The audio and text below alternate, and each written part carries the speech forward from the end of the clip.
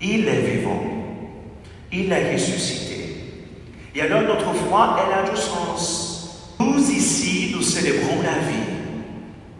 Le Seigneur, le vivant. Le Seigneur lui-même, avec ses bras ouverts dans la croix, il a fait ce geste. Il a embrassé à tous. Nous célébrons la vie en Dieu, la vie éternelle. Nous sommes faits pour le ciel. Pour la mort, on n'a pas de réponse. On a des sentiments, des sensations quand elles nous arrivent. Mais pour parler de la mort, on n'a pas d'explication aux théories. Mais pour que nous puissions y réfléchir, il faut que nous sachions qu'est-ce que la vie. La vie est qu'un seul jour qui nous échappe et qui lui fuit, nous dit la petite Thérèse de Lisieux. La vie est qu'un instant. Et qu'est-ce que cela signifie? Qu'on va tous mourir. La vie est un passage.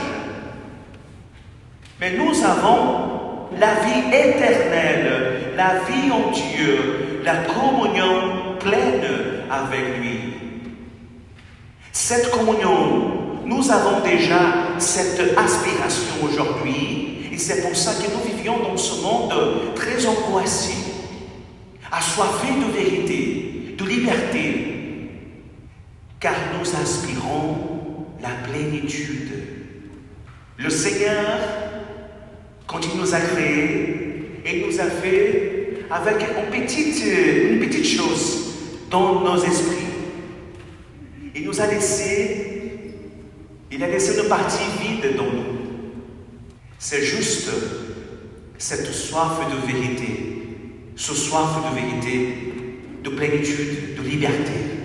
Nous devons avoir notre regard tourné vers ce qui ne passe pas, l'éternité promise. Est-ce que nous avons la conscience que nous avons que l'aujourd'hui pour aimer, pour pardonner, pour changer de vie? À quoi bon rêver si vient de nous manquer l'essentiel, l'amour? Une existence passée sans l'amour, elle devient vide. Et du coup, nous devons toujours demander à Jésus la grâce d'avoir un cœur guéri de ce qui nous empêche d'aimer, mais de valoriser aussi notre propre vie. Sommes-nous les vivants, les chrétiens, personnes de foi? Le Seigneur nous rappelle, la mort n'a pas le dernier mot.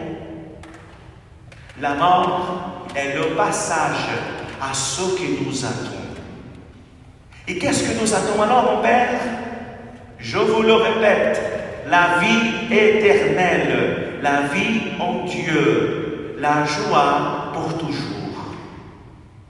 Mais n'oublions pas, le ciel, il commence ici, aujourd'hui, pour chacun de nous. Et alors, il faut toujours prier au Seigneur, donne-moi la grâce de ne pas décourager. Donne-moi la grâce de faire de mon existence une existence pleine de vérité. La mort n'est pas la fin. Car ce que nous attend, c'est juste cette communion pleine, éternelle. Ce que nous demande le Seigneur, c'est de garder l'espérance et la foi dans la résurrection. Garder notre existence, notre espérance. Mon Dieu est vivant. Et alors, à nous aujourd'hui, c'est juste de garder cette vérité dans nos cœurs. Est-ce que nous avons nos cœurs et nos regards tournés vers le Seigneur?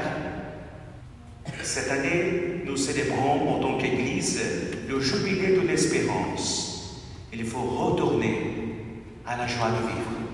Il faut retrouver le sens de notre propre existence. Demandons à Jésus, donne-moi la grâce de savoir valoriser ce que je reçois de toi, le don le plus grand, le plus beau, la vie. N'oublions pas que notre vie, sans Dieu, n'a pas de sens, n'a pas de joie. La mort n'est pas la fin, car le Seigneur, il est vivant et nous sommes appelés à la vie. Demandons à Dieu la grâce de valoriser à ce qui nous appartient. Et alors, nous serons tous heureux et libres en lui.